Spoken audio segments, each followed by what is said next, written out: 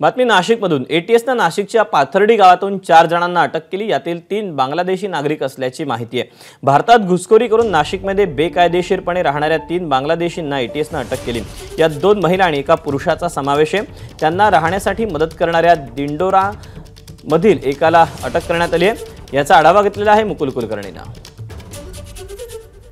Indiranagar police ठाण्याच्या हद्दीत असणाऱ्या पाथर्डी गाव परिसरामधनं 4 इसमांना ताब्यात घेतलेले, त्यापैकी 3 हे बांगलादेशी नागरिक होते। त्यामध्ये 2 महिला आणि एका पुरुषाचा समावेश होता।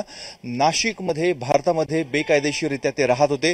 घुसखोरी केली, एका एजंटच्या माध्यमातून त्यांनी घुसखोरी केलेली होती आणि नाशिकमध्ये राहत होते। आपण आता जी इमारत बघत आहोत, याच इमारतीच्या वरच्या मजल्यावर 2 रूम त्यांनी भाड्याने घेतलेल्या होत्या आणि त्या 2 रूममध्ये हे 4 जण राहत होते।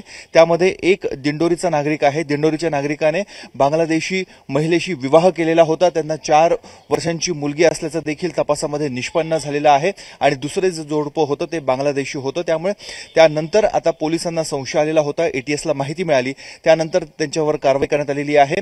नाशिकमध्ये ते आले कसे, भारतामध्ये त्यांनी घुसखोरी कोणत्या एजंटच्या माध्यमातून केली, आता याचा सर्वांचा तपास केला जाणार आहे। आज त्यांना न्यायालयामध्ये हजर केलं जाणार आहे आणि इतर माहिती त्यांच्याकडनं प्राप्त केली जाणार आहे। त्यांच्याकडे 4 मोबाईल फोन आढळून आलेले आहेत। त्याचबरोबर अनेकांचे आधार कार्ड, ज्यांच्याकडे महाराष्ट्रातला नाशिकचा जो होता त्याच्याकडनं आधार कार्ड जमा करण्यात आलेलं आहे आणि जे बांगलादेशी नागरिक होते त्यांच्याकडनं तिकडची काही कागदपत्र आहेत का ते देखील बघण्यात आलेलं आहे। एकाच्या खिशामध्ये गुवाहाटी ते नाशिक अशा प्रवासाची तिकीट देखील आढळून आलेली आहे। त्यामुळे अशा अनेक संशयास्पद बाबी एटीएसला हाती लागलेल्या आहेत, त्यामुळे ही कारवाई करण्यात आलेली आहे। आता नेमकं या तपासामध्ये पुढे काय काय निष्पन्न होतं हे बघणं महत्त्वाचं आहे। मात्र या घटनेमुळे नाशिकमध्ये प्रचंड अशी खळबळ उडालेली आहे।